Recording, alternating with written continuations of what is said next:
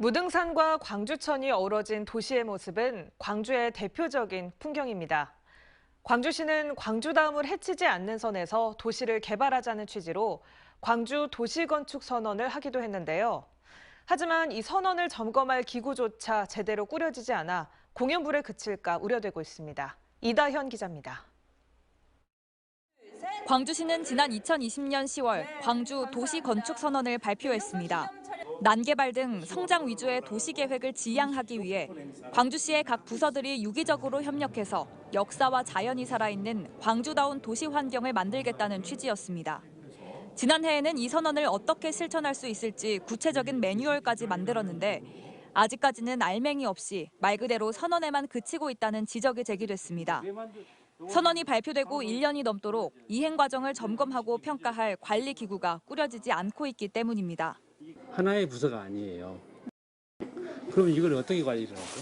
그러면 전체적으로 이게 각 부서마다 진행되고 있는 일을 점검해야 되는데 그게 모니터링이라고 표현을 했는데.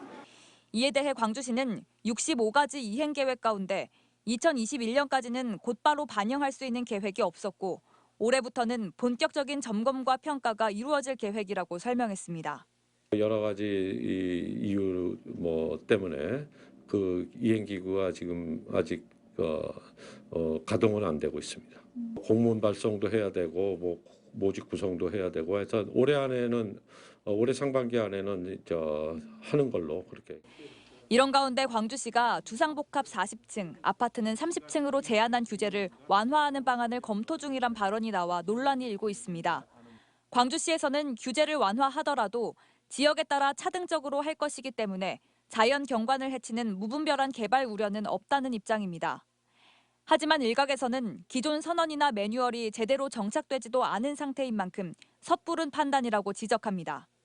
건설 자본의 어떤 그런 규제 완화에 대한 요구가 굉장히 큰 상황에서 또 이루어진 발언이기 때문에 이런 것이 또 무분별한 개발로 나아가는 변곡점이 되지 않을까에 대한. 오는 6월 치러지는 지방선거를 앞두고 광주 도시건축선언은 퇴색되고 개발 요구에 대한 논란만 더 커질 것으로 우려됩니다. MBC 뉴스 이다현입니다.